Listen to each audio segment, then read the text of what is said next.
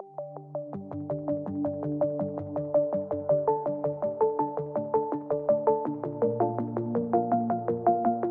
question, bonjour à toutes et tous. Donc voilà, comme annoncé, on vous présente du coup le dispositif Equinox du coup qui est basé à l'hôpital de Rouffach, avec qui du coup on travaille en collaboration donc avec les foyers.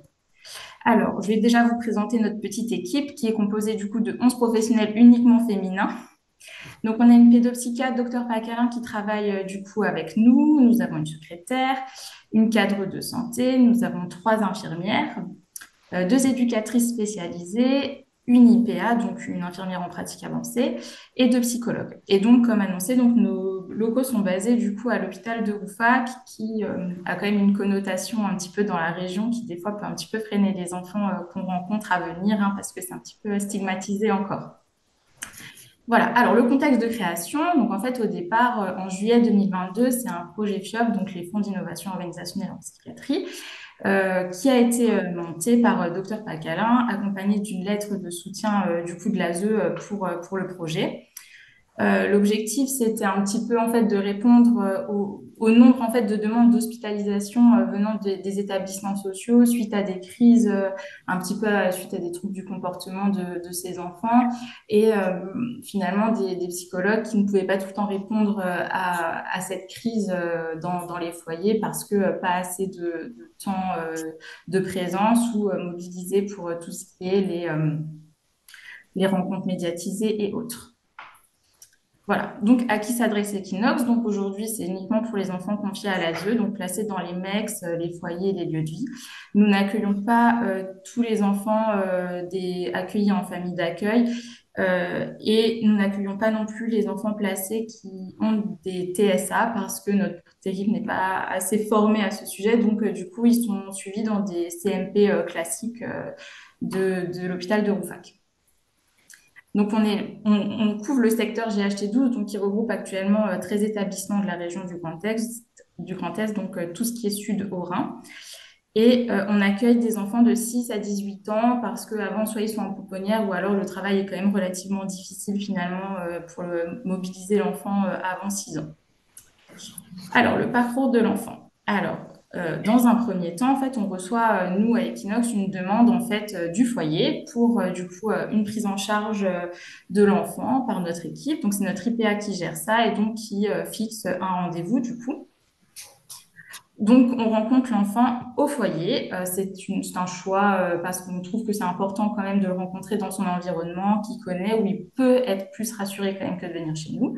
Donc, on part avec 2 professionnels du coup dans le foyer, dans un idéal avec du coup l'éducateur référent de l'enfant, où à ce moment-là, on retrace un petit peu finalement le parcours de vie de ce jeune, qu'est-ce qui l'a amené à être placé, depuis combien de temps, comment ça se passe un petit peu dans toutes les sphères de son quotidien. Donc, l'école, au foyer, les relations avec les parents et autres.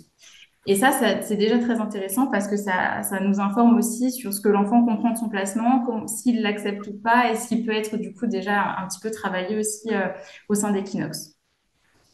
Suite à ça, on fait une petite restitution en réunion d'équipe à Dr Pacalin, qui, elle, du coup, fait une proposition de soins.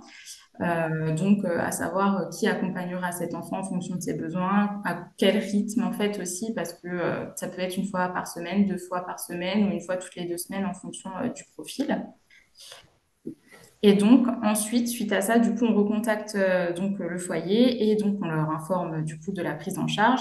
Et le premier rendez-vous du coup se fait à Equinox. Et alors, dans pareil, un idéal possible, du coup, il est accompagné de son éducateur référent, ce qui permet en fait qu'il vienne avec quelqu'un en qui, en général, il a confiance et qui peut être rassurant parce que bon, il découvre quand même un endroit avec beaucoup de monde quand même qu'il ne connaît pas. Donc, comme déjà expliqué précédemment, c'est vrai que pour ces enfants qui sont très insécurisés, ça facilite en fait le lien. Voilà, un peu. Je sais pas, Hugo, si là, t'as... Ben aussi, bonjour à tous. Moi, je voulais parler de nous, nos besoins en tant que maison d'enfants, d'avoir fait appel à Equinox. Vous n'êtes pas sans savoir que la situation, la protection de l'enfance au niveau national aujourd'hui est un peu compliquée, avec un manque de moyens alloués aux structures pour assurer un suivi de qualité. Et donc chez nous, ça s'est répercuté de la manière suivante. On est une maison d'enfants qui accueille 45 enfants. Et sur une demande, sur une ordonnance de la région Alsace et de l'ASE, on a dû supprimer un poste de psychologue au sein de notre établissement.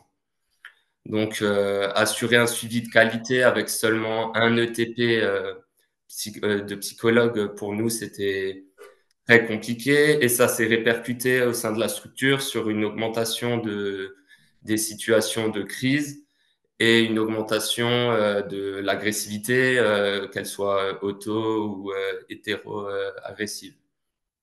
Donc, dans ce cadre-là, on a fait appel au dispositif Equinox et aujourd'hui, il y a neuf enfants qui sont accueillis chez nous, qui sont suivis par Equinox. Donc, ça représente 20% des enfants qui nous sont confiés avec pour objectif surtout d'assurer un suivi régulier, ce qui n'était plus possible chez nous et ce que Equinox permet. Je rebondis sur ce que disait Nolwenn Dissot en début de présentation sur les enjeux thérapeutiques et l'intérêt que l'enfant y trouve une sécurité physique et une stabilité relationnelle. Equinox permet aujourd'hui aux enfants qui prennent en charge d'avoir un suivi régulier de 1 à 2 fois par semaine, un suivi individualisé et personnalisé, ce que, ce que des structures comme la nôtre sont pas forcément en capacité de proposer.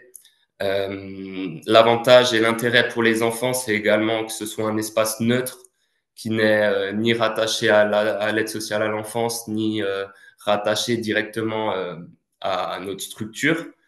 Donc, un espace de confiance au sein duquel ils se sentent bien et auquel ils apprécient venir pour leur... ils savent que c'est un temps qui leur est proposé, qui est pour eux. Donc, voilà ce que je voulais rajouter. Lucie, tu peux Oui, continuer. bah, c'est vrai que en fait, pour ces enfants qui vivent en collectivité tout le temps, en fait, de savoir qu'ils ont un temps pour eux avec un adulte ou parfois deux en fonction des situations qui leur sont dédiées, c'est vraiment rien que ça. Déjà, je trouve que c'est extrêmement thérapeutique en fait de savoir qu'ils viennent et qu'en fait les adultes sont là pour eux.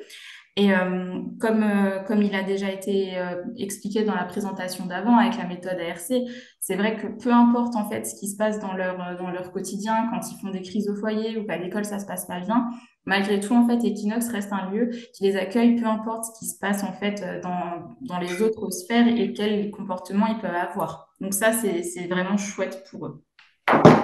Alors, du coup, les modalités un petit peu de prise en charge. Alors, à Equinox, on a 6 salles en fait pour recevoir les enfants. On a 2 salles créatives en fait où on fait pas mal de bricolage. On travaille beaucoup sur le monstre des émotions. Donc, en fait, on fabrique le monstre des émotions avec chaque enfant quand c'est nécessaire. Et on travaille autour de ça, ce qui permet aussi de rentrer dans le travail plus facilement par le côté créatif, le côté bricolage qui permet un petit peu aussi d'occuper les mains et donc forcément de libérer la parole un petit peu plus facilement et que ce soit moins frontal pour eux. Donc, on a des salles de consultation un petit peu plus standards pour les adolescents type 16-17 ans. On a une salle cocon qui est une salle un petit peu cocooning comme ça avec un petit tipi qu'on peut fermer en fait avec de gros coussins, des gros doudous où les enfants peuvent aussi se mettre dedans à quelques reprises et donc s'enfermer en fait dans ce tipi, dans cette cabane et en fait ça permet qu'ils puissent aussi effectivement verbaliser des choses sans être vus un petit peu comme si ils étaient dans leur cabane secrète. C'est vraiment très intéressant. On a une salle de relaxation et une salle de jeu. Voilà, un petit peu. Et une cuisine, évidemment. On fait quelques ateliers thérapeutiques de cuisine. Pendant les vacances aussi, on propose des prises en charge un petit peu plus longues et avec, par exemple, des repas thérapeutiques ou des sorties de groupe pour voir aussi un petit peu, en fait, comment ils se comportent avec des enfants qu'ils ne connaissent pas, les habilités sociales, tout ça. Donc, on fait des prises en charge de l'enfant en individuel ou en groupe, du coup, dans la logique de la méthode ARC, donc je ne vais pas revenir dessus, ça a été très bien expliqué avant. C'est vrai que le groupe, c'est un petit peu plus difficile à mettre en place et des fois, c'est pas forcément ce qui est le plus approprié en fonction du profil des enfants. Alors après, le plus gros point finalement d'Equinox, c'est vraiment le travail en réseau et c'est là-dessus qu'on voulait du coup vraiment porter l'attention avec Hugo. C'est qu'en fait, Equinox tout seul ne peut pas fonctionner dans le sens où on a vraiment besoin d'être avec tous les partenaires en collaboration. On a surtout quatre interlocuteurs principaux qui est du coup l'ASE, le foyer, l'école et les parents en fait. Quand ils sont présents, on essaye de faire ce travail-là. Euh, c'est vrai que qu'on essaye un petit peu de proposer en fait souvent des rencontres. Alors c'est un petit peu compliqué, mais c'est très important en fait qu'on soit au courant un petit peu de ce qui se passe en fait pour l'enfant au foyer ou à l'école pour comprendre aussi en fait pourquoi par exemple tel jour il est arrivé dans un état complètement énervé, en colère en fait. Et si on n'a pas ces informations-là, c'est vrai que pour nous c'est compliqué parce qu'à ce moment-là ils sont complètement fermés et nous on ne peut pas trop adapter la prise en charge à ce moment-là. Euh, donc en fait, on utilise du coup la philosophie ARC pour travailler l'accueil et l'affiliation, hein, accepter les enfants avec leur histoire, ce qui est très compliqué aussi. L'affiliation, ça peut prendre quelques semaines, voire quelques mois, hein, en fonction du profil de l'enfant. On a le regard vraiment accueillant, hein, comme j'ai pu le dire, un enfant où on a une note d'information parce qu'il y a eu des événements compliqués, malgré tout, on l'accueille. Et en fait, nous, on ne sera pas en colère, on ne sanctionnera pas parce qu'en fait, c'est pas notre rôle. Notre rôle, c'est de déconstruire, de savoir ce qui s'est passé, comment il s'est senti, qu'est-ce qui a fait que ce jour-là, ça s'est passé. Voilà, un petit peu. Et en fait, ce travail d'affiliation est vraiment important pour pouvoir ensuite travailler la confiance, travailler sur le travail de régulation émotionnelle et de pouvoir, si possible, travailler leur histoire de vie, en fait. Voilà, alors on a un lien quand même très fort avec l'ASE et notamment avec le médecin de l'ASE, hein, docteur Donars, qui peut nous alerter sur des situations et inversement. Et donc ça permet aussi d'être informé sur tout le côté somatique qui est important chez ces enfants. On est aussi extrêmement présent aux synthèses de l'ASE, hein, donc on est invité aux synthèses, ce qui est important aussi parce qu'on fait quand même une prise en charge au long cours et donc de pouvoir faire un retour sur comment se passent les séances, qui est travaillé, comment chemine l'enfant. Alors bien sûr, on respecte le secret médical, mais voilà, on a le secret partagé. Donc pour l'instant, on va pas non plus aux audiences, ça pour l'instant, c'est pas encore dans nos missions. Et on est aussi beaucoup en lien avec Madame Benz, du coup, dans le Haut-Rhin. C'est une conseillère pédagogique départementale de la scolarisation des enfants protégés. C'est un peu un poste qui est en création. Et donc, avec elle, on essaye tous les 3 4 mois de faire une réunion parce que, évidemment, les enfants qu'on rencontre ont des scolarités un petit peu fragiles qui peuvent être en difficulté et donc de pouvoir échanger avec elle sur ce qui peut être fait, quels aménagements faire, hein, parce que, comme dit, c'est des enfants avec des gros troubles parfois, et donc les enseignants ne sont pas forcément au clair avec comment faire pour calmer une crise, comment accueillir l'enfant. Et donc, à ce moment-là, on fait des obs en classe avec les collègues. Et donc, pour proposer finalement de mettre, par exemple, un timer, de proposer d'autres choses, en fait, de proposer un temps de repli dans la classe quand l'enfant se sent angoissé, anxieux. Et en fait, c'est tout ce travail-là de réseau, je pense, hein, Hugo, tu me diras, mais c'est en travaillant tous ensemble, en fait, autour de l'enfant qu'on arrive à proposer des choses qui peuvent l'apaiser dans un premier temps. Ouais, c'est vraiment ce travail en triangulation, que ce soit avec l'école, que ce soit avec l'ASE ou bien avec les parents qui sont aussi conviés aux différents rendez-vous un peu de bilan qu'on organise tous les 3 4 mois avec le docteur Pacalin en présence des parents qui qui apprécient, qui ont peut-être un peu plus de facilité aussi à entendre certaines choses lorsqu'elle vient de professionnels de santé. Euh, et chez nous, en tant que travailleurs sociaux, c'est vraiment ce travail un peu en toile d'araignée, ces échanges d'informations qui, euh, qui nous sont bénéfiques et qui sont bénéfiques à l'enfant aussi, puisqu'il comprend et il voit que ces différents intervenants communiquent entre eux. Et, euh, et voilà, l'équipe pluridisciplinaire d'Equinox, c'est aussi un gain de temps pour nous. Ça peut permettre de bilanter certains enfants en vue d'une réorientation d'un point de vue scolaire ou voilà par rapport à certains questionnements qu'on a. Euh, donc, les bilans peuvent être réalisés au sein d'Equinox, ce qui permet aussi de gagner du temps. Il y a la possibilité aussi de diagnostiquer, puisqu'il y a le docteur Pacalin qui est médecin, pédopsychiatre qui peut donc diagnostiquer certains enfants à la suite d'un bilan neuropsy. Et en fait, tout ça, ça nous permet de gagner énormément de temps pour ces enfants qui grandissent vite et qui ont besoin qu'on les prenne en charge rapidement afin d'éviter, afin qu'ils grandissent du mieux possible, j'ai envie de dire. Ouais. Ok, et dernière slide, je crois qu'après, sinon, ce sera pas trop mal, non?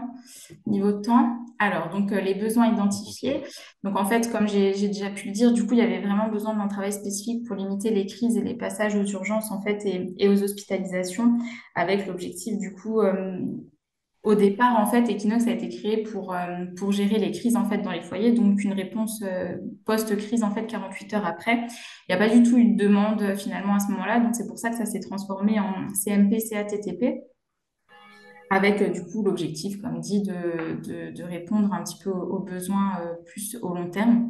Il y a vraiment en fait le travail spécifique pour limiter les ruptures de parcours, hein, comme ça a pu déjà être expliqué dans les présentations précédentes.